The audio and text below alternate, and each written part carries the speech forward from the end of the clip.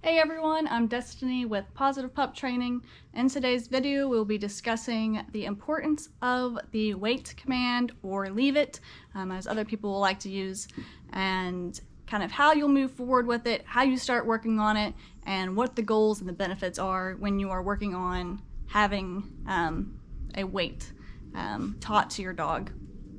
So with the wait command, the way I like to use it is if I set a treat down, my dogs can't get it. If I tell them wait, if I'm handing them something, they have to wait until they can get it out of my hand. With my dog Coda, he has to wait for his food, breakfast and dinner. When I set the bowl down, he has to wait. He can't just dive right in and start eating. And so those are the ways I like to use it with my dogs, with them. And when you're working on the wait command too, the benefits are teaching your dog impulse control when it comes to food, treats, human food, dog food, whatever it may be, with them there. So with having that impulse control, it will kind of help your dog slow down a little bit more, and instead of, like I said, just going crazy over food. And no one likes that when their dog's being obsessive, trying to get through a food bowl. They're hopping all over you when you're trying to set the food down.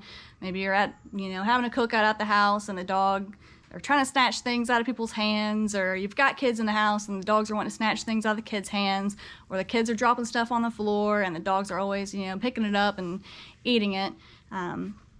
So, like I said, in this video, we'll be discussing how we get there and how to move forward with it. So what are the benefits to having a wait or leave it command with your dog? The benefits can be that your dog is learning to slow down, and you can trust your dog. When you drop something, they're not gonna take it up from you, especially that could be a safety issue if it's something a dog can't have to eat. So it's also beneficial for their health and wellness, instead of, like I said, emergency vet trip that you have to take your dog to because they end up grabbing something that you dropped. But like I said, with this, it kind of helps. My big thing is always just kind of teaching your dog to slow down, to relax, start thinking instead of just reacting. And if your dog is very reactive with food, of being very excited for it, or maybe some aggression with it, then these can be what you're going to start off with. Now, if you do have a seriously food aggressive dog, I probably would not take this route here. Like I said, each dog's different in those types of cases, so I don't want to be saying to try this stuff out with your dog, because it may not be the best fit when you're kind of working on food aggression. But like I said, if your dog's super hyper and always wanting to hop up, take food, then this is going to be really great for you. So the three things I like to work on with dogs, there's going to be the one,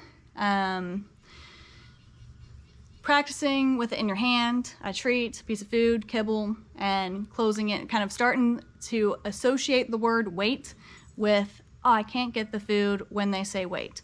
The dog goes for the treat in my hand, close my hand, wait, and then try again. So the dog is learning the word there, and then you can give the dog praise when you open your hand. You don't go for the treat.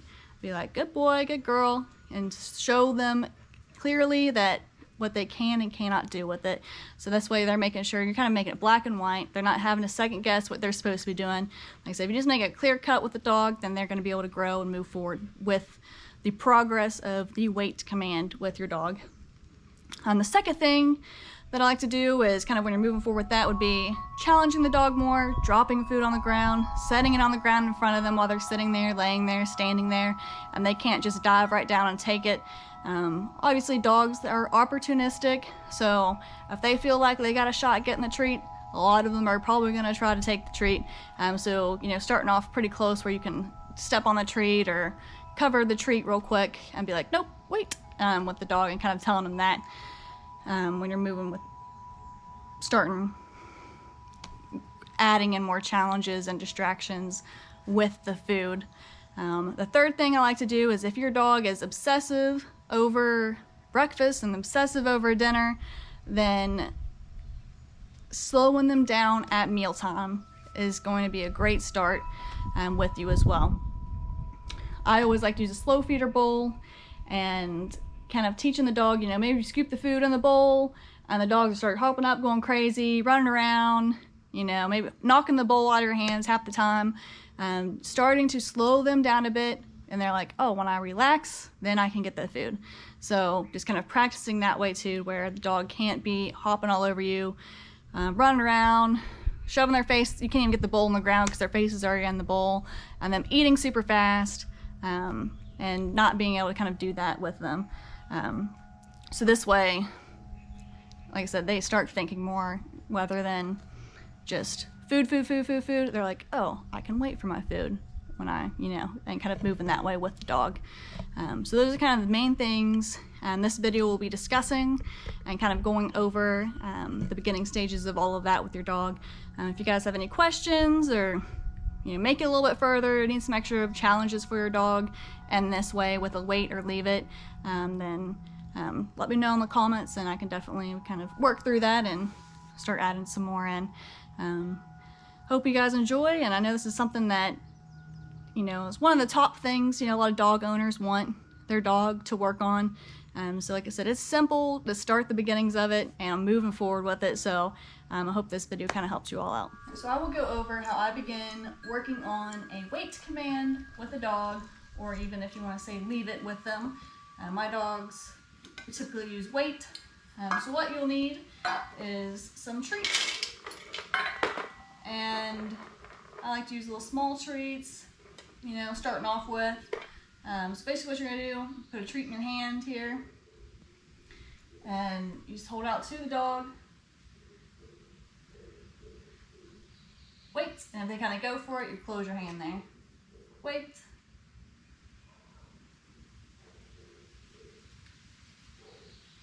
So when you're working on this, and you know, my dogs have kind of had some practice with it, when you're working on it, your dog might be really excited to get the treat. Because these are the dogs that are really beneficial for the wait command. Coda, he had some food aggression when he was a puppy and would devour any treat, any, you know, food. And sometimes, you know, that could be a dangerous thing with your dog. So I'll set it in front of him now. So when you're moving past in your hand, and then I'll start setting it in front of the dog here. Then if they go for it, I try to snatch it up before them and wait. Cover your hand over it.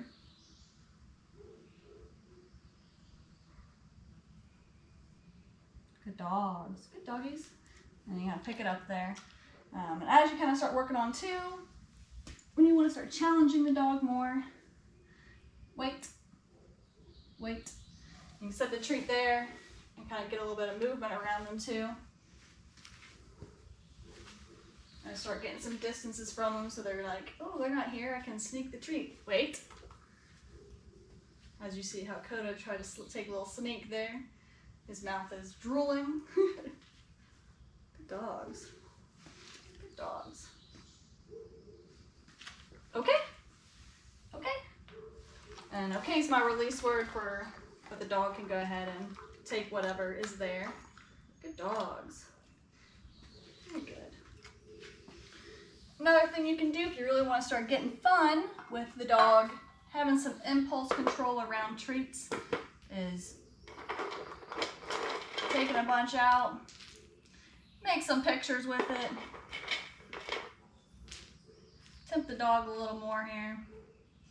And obviously too, the type of treats you use are going to be important in the beginning. So I wouldn't use a super high value treat for your dog. If you want, you can even start off with your dog's kibble and have a piece of kibble in your hand first, and then kind of move to small hard treats, and then maybe small soft treats, and maybe some bigger soft treats, and they're a little bit more meatier and smell a little bit more enticing for them.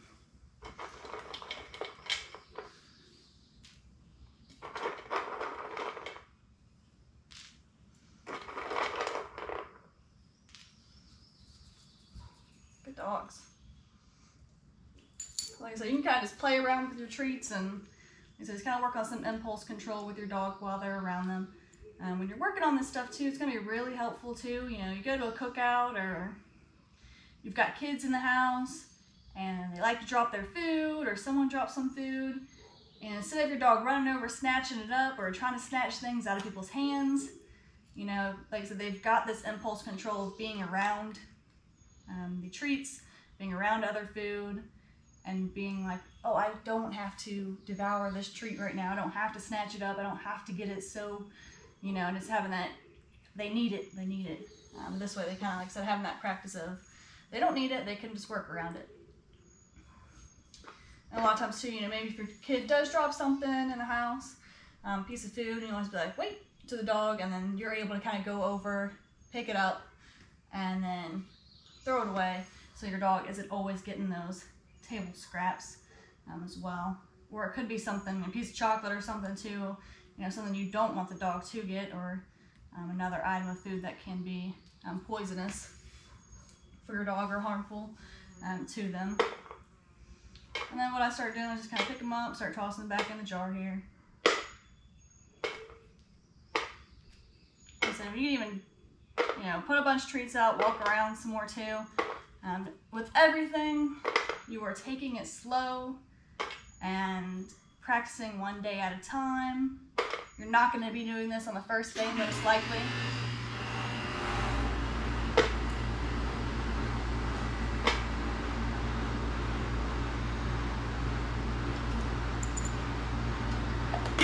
If your dog struggles with impulse control, eating their food super fast, always just trying to scarf their food down, or even just, you know, even with treats and other, you know, table scraps and food like that too, a slow feeder bowl is going to be very helpful to you.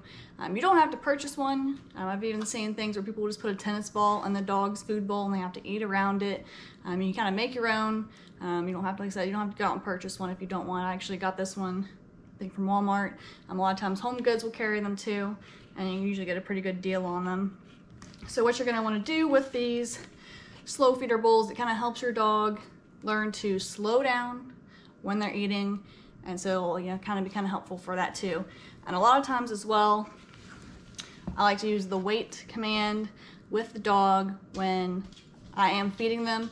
Put the food in the bowl, tell them to wait. They have to wait until I tell them okay, and then they can kind of go back to eating their food at that time. And that way too, they're having to kind of get more of that control within themselves instead of just diving right in on their food. So what I'll start doing with the dog in the very beginning is put the food in the bowl for them, and then, you know, most likely your dog is going to be super excited, trying to dive at the bowl, trying to get the bowl, hopping up and down. But what you're going to want to do is you'll set it, as you're setting it down, if they're going for it, if he reaches out for it, I'd pick it up and be like, tell him wait, set it back down, say wait again with him. I'm just kind of practicing that way of, he can't have the food until he relaxes and calms down. So like I said, most of the time the dogs are going to be really going at their food, getting super excited, but like I said, just kind of stand still, wait a second. If you got to wait for the dog to calm down a little bit before you even try to set it down. But even if you're standing up, the dog's hopping up and down, like I said, just kind of hold the bowl up, don't let them get it, wait for them to calm down, then try to set the bowl down again here. So as you're kind of progressing with it, eventually you kind of set the bowl down completely, both hands off of the food bowl, telling your dog to wait for their food. And then you kind of start adding some distance away from the dog and then tell them okay when they can't eat. So we'll kind of set Coda's bowl on his, where he normally eats at. Tell him wait. And he knows he has to sit there and wait until he can have his food. Wait, so he went for it, kind of gave him a little no, pick it up, put it back down there for him. Good boy. As you can tell, it's a favorite game of Coda's.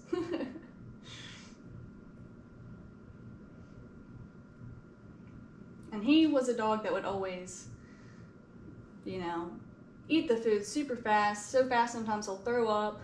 And like I said, he would just be constantly scarfing it down.